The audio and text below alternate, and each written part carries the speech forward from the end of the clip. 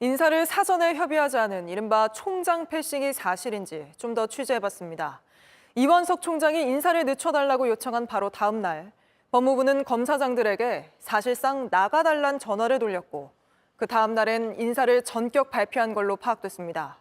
한 검찰 고위 관계자는 군사작전 같았다고 표현하기도 했는데 주말 사이 급박하게 돌아갔던 검찰 인사 과정을 박병현 기자가 단독 보도합니다. 지난 토요일 이원석 검찰총장이 박성재 법무부 장관과 만났습니다. 이 총장은 이 자리에서 박 장관에게 인사를 늦춰달라고 요청한 것으로 파악됐습니다. 하지만 법무부는 다음 날인 일요일 저녁 일선 검찰청 검사장들에게 연락을 돌렸습니다. 수고했다는 내용인데 사실상 검찰을 떠나달라는 메시지입니다. 그리고 바로 그 다음 날인 월요일 오후 3시쯤 인사를 발표했습니다. 1박 2일 지방 일정을 소화하던 이 총장은 급히 출장을 취소했습니다. 인사 움직임을 파악하지 못한 것으로 보이는 대목입니다.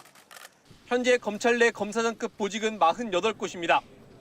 이 중 39명을 바꿨습니다.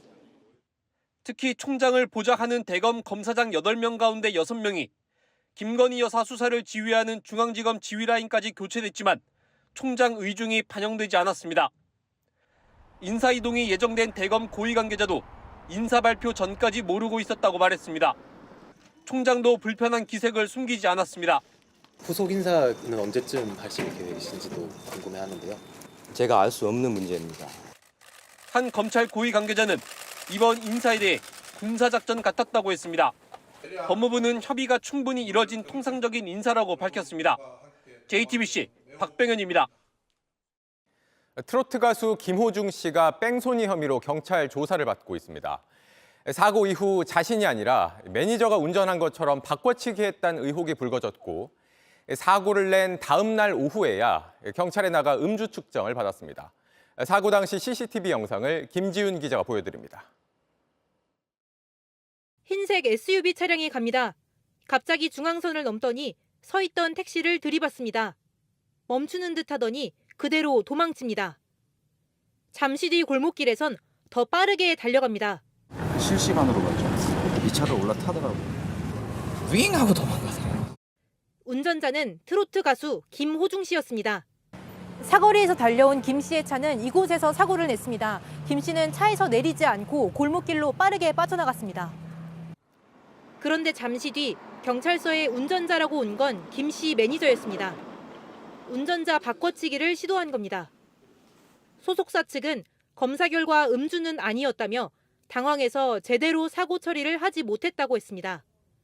김 씨는 다음 날 경찰서에 나와 조사를 받고 음주 측정을 했습니다. 지난 2016년 교통사고를 내고 한참 뒤에야 경찰에 출석해 음주 측정을 했던 개그맨 이창명 씨와 비슷한 상황입니다. 경찰은 김 씨의 음주 여부와 매니저의 운전자 바꿔치기 경위 등을 조사하고 있습니다. JTBC 김지윤입니다.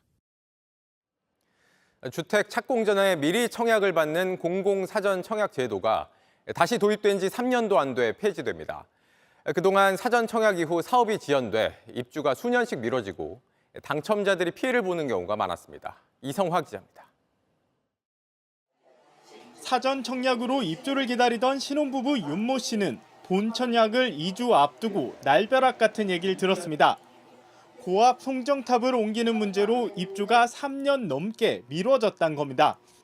공문이 날라왔습니다. 송전 문제 때문에 작업이 무기한 연기됐습니다. 입주가 된다고 해도 30년 넘어서나 입주가 가능하다고 들어가지고. 사전 청약 제도는 이명박 정부 당시 도입됐지만 별 효과를 내지 못하고 폐지됐습니다. 그러다 집값이 급등하던 2021년 내 집 마련 지원을 위해 부활했습니다. 공급에 대해서 걱정하시는 분들이 많기 때문에 사전 청약을 늘려서 이러한 그 수요를 사전에 좀 분산시키면서 사전 청약은 현 정부에서도 유홈이란 이름으로 유지됐습니다. 공공주택을 한 50만 호를 그 시세보다 한 70% 전후의 가격대로 이번 달 말부터 사전 청약을 받기 시작합니다.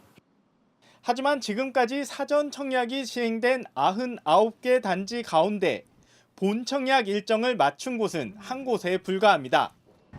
입주 지연과 분양가 인상 등 각종 부작용이 속출하자 정부가 2년 10개월 만에 사전 청약을 폐지하기로 한 겁니다. 문화재 발굴이라든지 법정 보호정의 발견, 기반 시설 설치 지연 등과 같이 장애 요소가 발생할 경우에 사업 일정이 지연되는 제도적인 한계를 보이고 있습니다. 정부는 기존 사전 청약자에겐 계약금을 낮춰주는 등 지원책도 내놨습니다. JTBC 이상화입니다. 대한민국 임시정부가 일본의 추적을 피하다 마지막으로 자리 잡은 중국 충칭. 이곳에서 백범 김구 선생이 머물렀던 걸로 보이는 공간입니다. 지금까지 국내에 알려지지 않았던 장소인데 JTBC 취재진이 처음으로 카메라에 담아왔습니다. 김한수 기자입니다. 중국 충칭시에 있는 가락산입니다. 산 중턱 숲길로 들어가니 2층 건물이 보입니다. 근데 유럽풍의 벽돌 외벽에 중국식 기와 지붕을 갖추고 있습니다. 문이 잠겨 있어서 건물 주변을 돌아보면서 둘러보고 있습니다. 외벽의 색채는 전체적으로 빛이 바랬습니다. 건물 전체를 떠받치고 있는 이 돌틈에는 이끼와 자풀들이 무성한데요. 전체적으로 오래되고 낡은 느낌이지만 이 표지판만큼은 다릅니다. 2006년에 새로 만든 건데요. 검은 대리석 한가운데는 김구 공간이라고 적혀 있습니다. 충칭시의 자치구인 사핑바구가 보호문화재로 지정했다는 표지석입니다. 당시에는 벽돌만 겨우 남아있었는데 최근 조사를 거쳐 원래 모습 그대로 복원했습니다.